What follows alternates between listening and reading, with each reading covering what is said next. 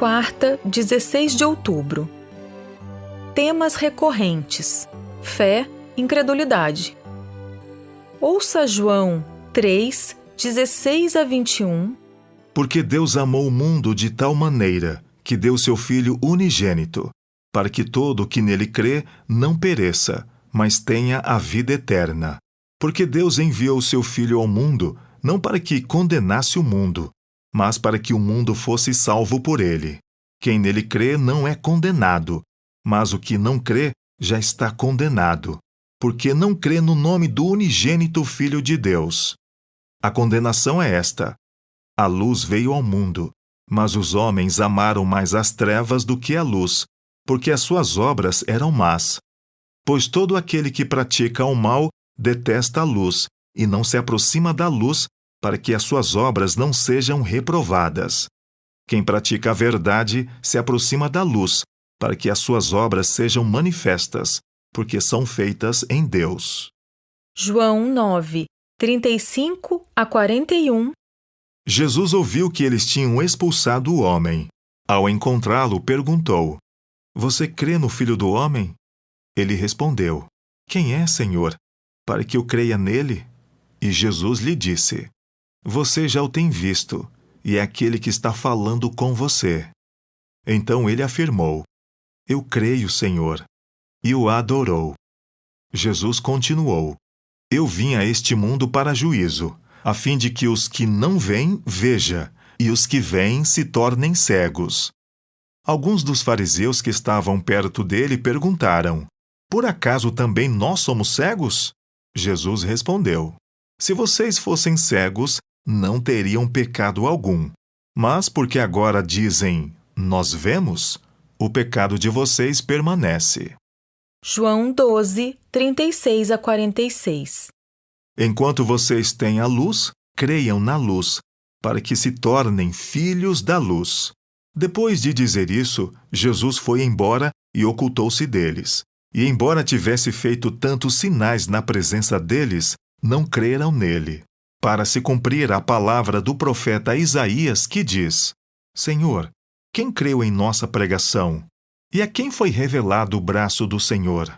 Por isso não podiam crer, porque Isaías disse ainda: Cegou os olhos deles, e endureceu-lhes o coração, para que não vejam com os olhos, nem entendam com o coração, e se convertam, e sejam por mim curados. Isaías disse isso porque viu a glória dele e falou a respeito dele.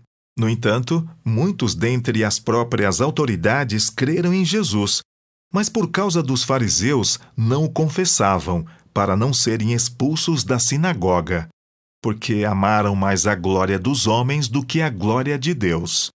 E Jesus clamou dizendo: Quem crê em mim, crê não em mim, mas naquele que me enviou. E quem vê a mim, vê aquele que me enviou.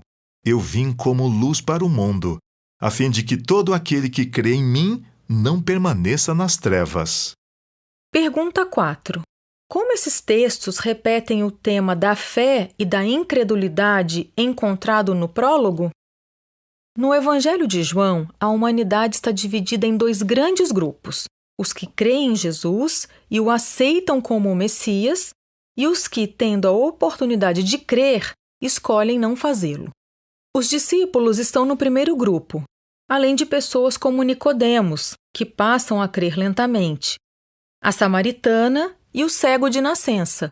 No segundo grupo estão fariseus e sumos sacerdotes, pessoas que presenciaram a multiplicação de pães e peixes, e até um dos discípulos, Judas. É interessante observar que o substantivo fé, crença, nunca ocorre no Evangelho de João. No entanto, o verbo crer aparece 98 vezes, em comparação com o total de 241 vezes em todo o Novo Testamento. Esse verbo é um tema muito importante em João.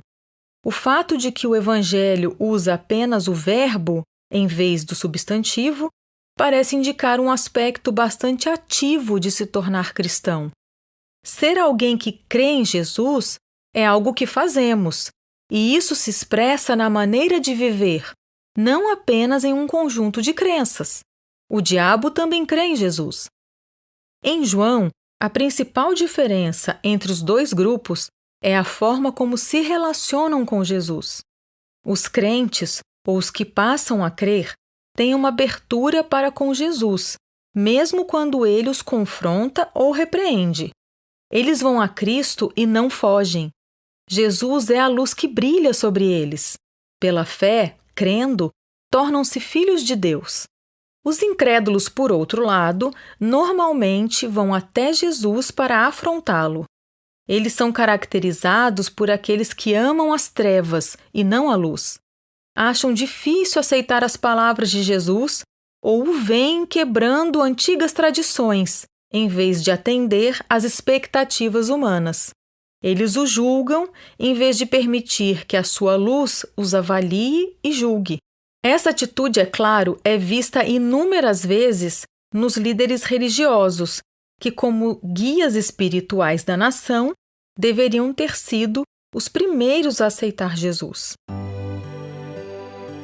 De que forma você vive sua fé em Jesus, em vez de apenas concordar que ele é o Messias? Por que é importante saber a diferença entre as duas coisas?